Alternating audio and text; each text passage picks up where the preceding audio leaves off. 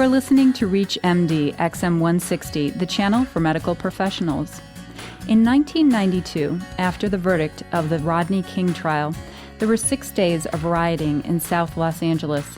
There were thousands of injuries, 53 deaths, and approximately $1 billion in property damage. One positive response to the riots was the formation of a new healthcare clinic in South LA, founded by Muslim medical students hoping to serve a community in need.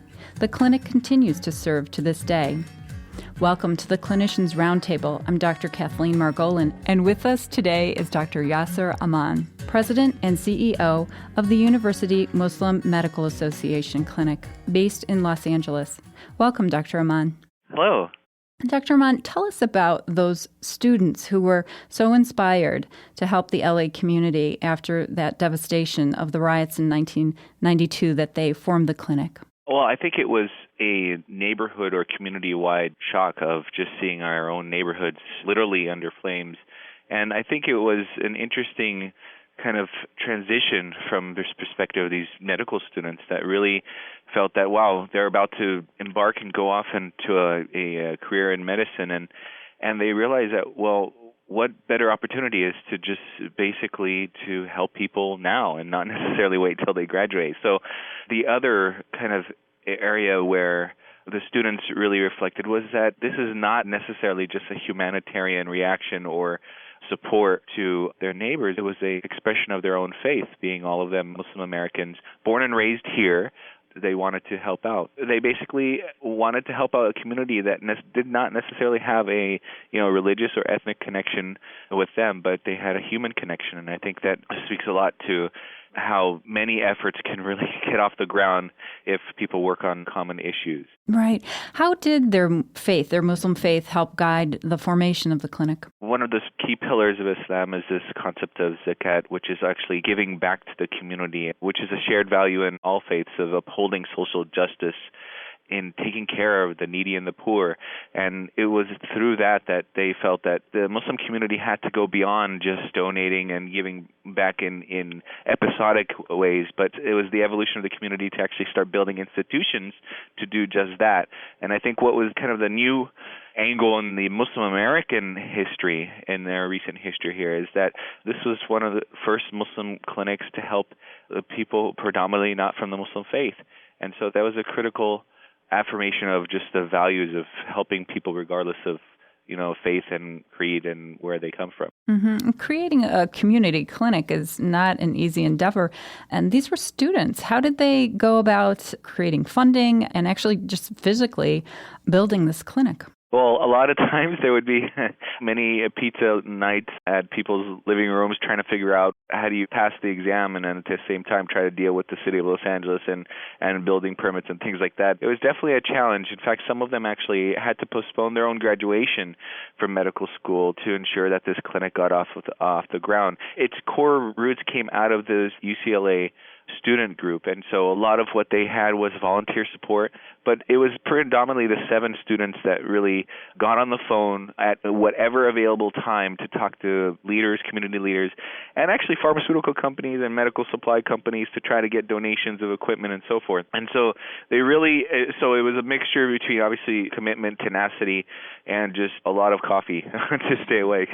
And that really is a high level of commitment on the part of these students. Are any of the 7 still involved with the clinic?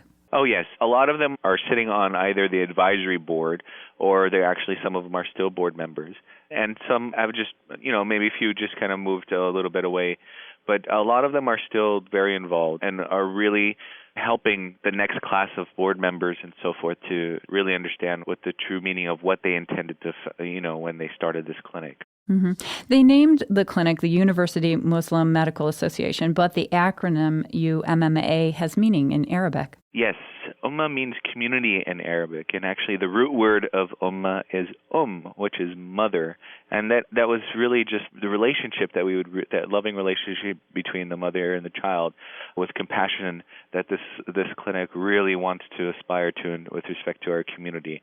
And the actual university in the name really speaks to the core mission of the clinic, not only to help the medically underserved, but also because they were medical students to this day, it is is UMMA's key mission to continue teaching and be a teaching site for UCLA School of Medicine and other residents as well. So we are still active in trying to hopefully inspire future physicians that will go out in the community by having important exposure to poverty medicine, and to let them know that this is a project that came out of a reality of just the ideas of a few wide-eyed medical students that wanted to make a difference in the world.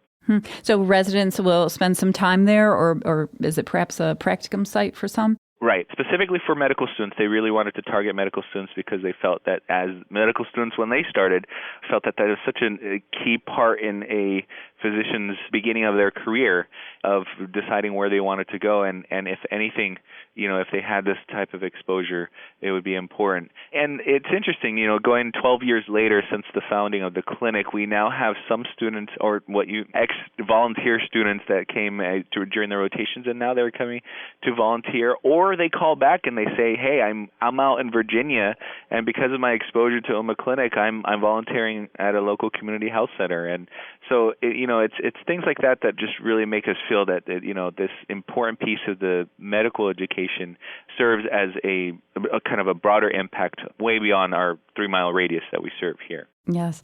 If you've just joined us, you're listening to ReachMD XM 160, the channel for medical professionals.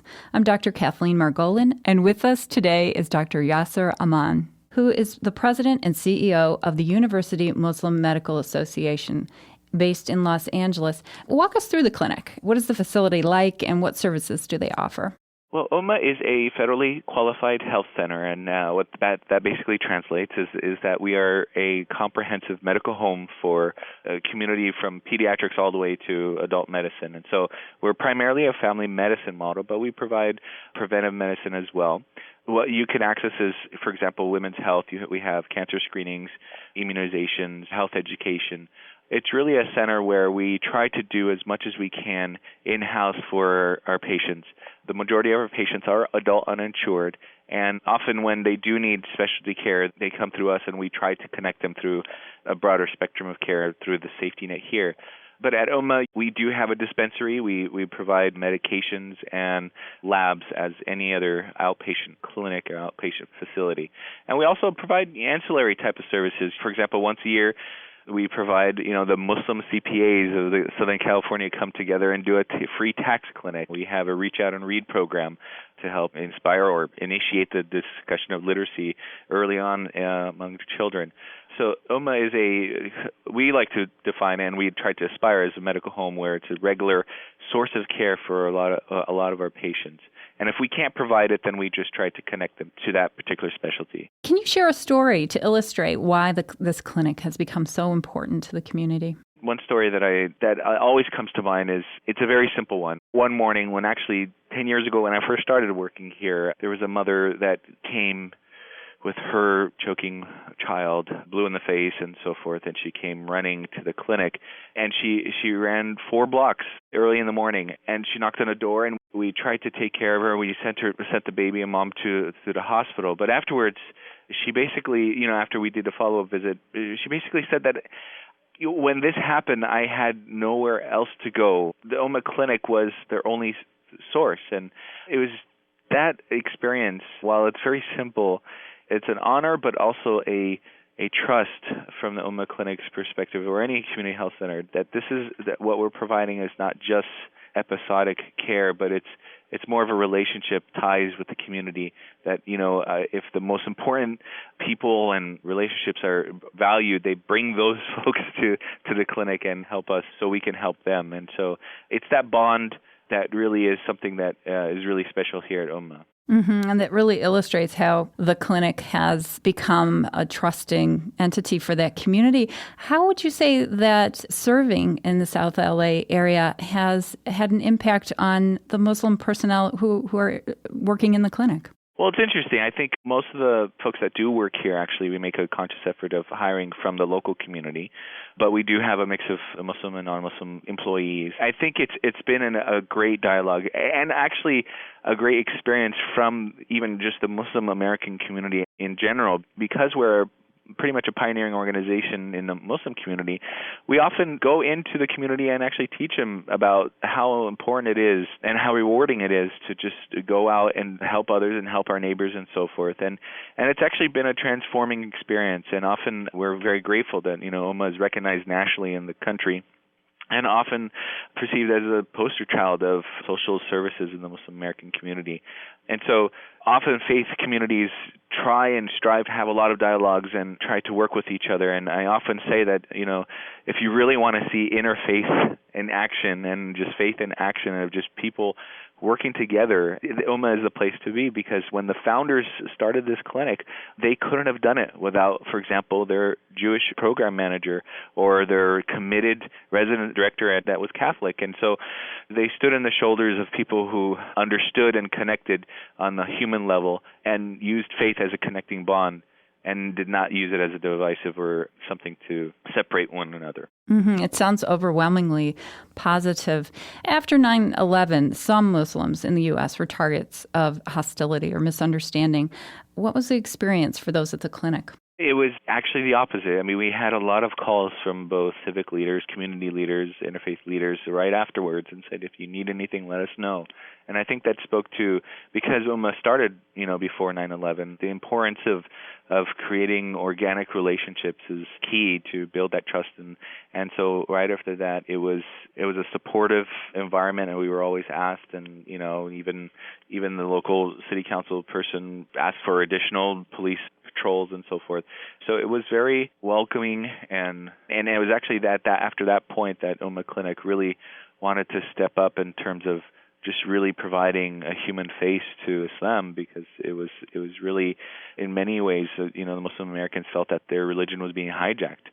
And UMMA was one way or one tool to help connect people to say that this is not who we are. So the relationships have been so strong. Finances sometimes are difficult when running a clinic such as this one. And in 2000 there was some trouble, but a great effort from the Muslim community to rally for the clinic. Can you tell us about that? Right. And, in medical school, they don't necessarily teach business planning and performance and all that stuff. And so when the medical students, had to move on, the founding medical students, they didn't necessarily think beyond the first grant that they got from the city. And we were in trouble. And at that point, actually, from 1996 to 2000, the project was somewhat working just from the student level and not necessarily completely connected to the Muslim community. And in 2000 was the first time we actually went out to the Muslim community and say, hey, we need help. And in one night in November, we raised around $384,000 from 1,000 people coming from all the way from San Diego all the way to from Santa Barbara up north. And it was a gesture and a commitment that the Muslim community has matured to the level of wanting to give back to their own backyard and moving beyond building institutions of faith and schools, but building institutions of social service. It's a rough road. I mean, providing a very expensive product like healthcare to a very sick population isn't easy. And so our partnership with the Muslim community is extremely important, and creating that relationship through fundraisers and so forth. But also, we made it a conscious effort to not burden one community to fund one project. And so we diversified. We started connecting and establishing core relationships with foundations and also the city and county contracts as well. But it is a struggle. You become more and more sensitive to, the whims of state budgets and county budgets and things like that. But it's through that relationships with the private donors. And recently, in the past 2 or 3 years, we have actually broken into non-Muslim donors, people from the Jewish faith, Catholic faith, and so forth, that obviously see value in helping people in the community. Are there any thoughts to opening UMMA clinics across the United States? It takes a while to solidify an organization, and so we're still in that growth phase. So what we plan to do is really just expand our current site from a 6-exam room clinic to a 10-exam room clinic to accommodate 4,000 more visits a year. We recently, in August 2008, became federally funded, and so that provides opportunities to potentially open other sites. Thank you for listening to the Clinicians Roundtable on ReachMD, the channel for medical professionals. I'm Dr. Cathleen Margolin, and my guest has been Dr. Yasser Aman, President and CEO of the University Muslim Medical Association Clinic based in Los Angeles. Thank you, Dr. Aman. Thank you for the opportunity. You've been listening to ReachMD Radio on XM 160, the channel for medical professionals. ReachMD online, on demand, and on air. Please visit us at reachmd.com, and thank you for listening.